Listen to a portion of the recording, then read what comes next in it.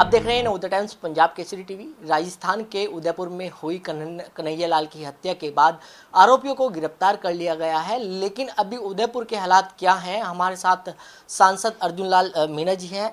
मीणा साहब, अगर अभी के हालात की बात करें जी, तो किस तरीके के हालात अभी उदयपुर के हैं? अभी धारा 144 लगी हुई है, लेकिन शांति, पूर्ण रूप से शांति है। लेकिन वहाँ की जनता, वहाँ के लोग और सब लोग इस घटना से आक्रोशित हैं।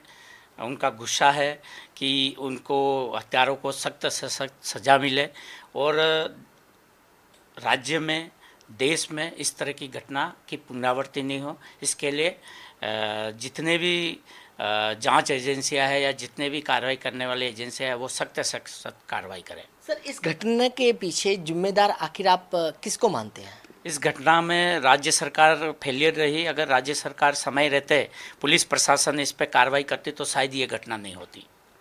बीजेपी के नेता को भी इसके लिए जिम्मेदार मानते हैं? अब उनको पार्टी से निकाल दिया गया है? नहीं, कतई नहीं। मैं नहीं समझता हूँ कि उसमें ये इस तरह की घटनाएं, इस तरह के तो वहाँ होना ही था। ये 2014 से उनकी ट्रेनिंग चल रही थी, पाकिस्तान की आतंकवादी गतिविधियों से जुड़े हुए थे, प्रशिक्षण प्राप्त कर रहे थे और उनकी बहुत ही बड़ा देश में दहशत फैलाने के, ऐसा लगता है कि उनका मंसूबा था। उसमें कन्हैयालाल टेलर्स की हत्या करके और उन्होंने एक जो वीडियो वायरल किए हैं हत्या के पहले और हत्या के बाद, और माननीय नरेंद्र मोदी जी को इंगित किया है कि उनका भी सर कलम किया जाएगा। तो ये एक तरह से आतंकवादी संगठनों से जुड़े हुए लोग हैं। कहीं ना कहीं जिस तरीके से आपने वीडियो की बात करी तो मनोबल कहीं ना कहीं उन लोगों का बढ़ा हुआ था। बिल्कुल बिल्कुल बढ़ा हुआ था। उसमें राज्य सरकार ध्यान दे नहीं रही थी और आतंकवादी संगठन उनको मदद कर रहे थे, जिससे उन्होंने इस तरह की कार्रवाई की है। लेकिन सर, कांग्रेस ने एक बड़ा आरोप बीजेपी के ऊपर लगाया है कि उनके संबंध कहीं ना कहीं बीजेपी से थे। देखिए, राजस्थान में कांग्रेस का शासन है, अशोक गहलोत साहब का शासन है। 3.5 साल हो गए।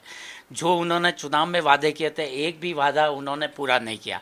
किसानों का कर्जा माफ़ी हो, बेरोजगारों को रोज़गार भत्ता देना हो, विकास के काम कराना हो, वो अपनी सरकार बचाने के लिए रिसोर्ट में साल भर रही, जैसलमेर में रही, जयपुर में रही और 3.5 साल तक वो सरकार बचाने में ही लगी हुई।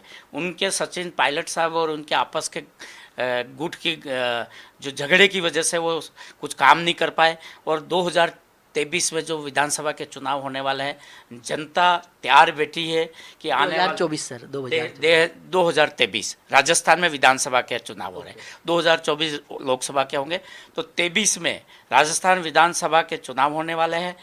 उनको सबक सिखाने के लिए जनता तैयार बैठी है। राजस्थान में भारतीय जनता पार्टी की सरकार बनना तय है। इसलिए वो घबराए हुए हैं। अपनी नाकामियों को छुपाने के लिए भारतीय जनता पार्टी के नेताओं पे अनगर आरोप लगा रहे हैं। लेकिन जो फोटो वायरल कर रहे हैं उनके साथ वो खड़े हुए दिखाई दे रहे हैं।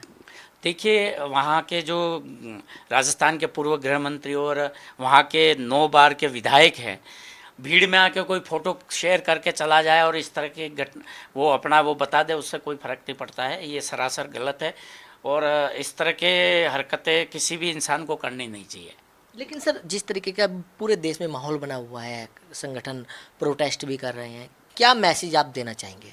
मैं तो यही कहूँगा राजस्थान वासियों को, मेवाड़ वासियों को, उदयपुर वासियों को, कृपया शांति बनाए रखें और जांच एजेंसियां जो जांच कर रही है इसमें सहयोग प्रदान करें। तो बिल्कुल, ये थे उदयपुर के सांसद अर्जुन लाल मीणा, जिन्होंने नवोदय टाइम्स पंजाब केसरी के साथ खास बातचीत की। दिल्ली से कमल कुमार कंसल, नवोदय टाइम्स पंजाब केसरी टीवी।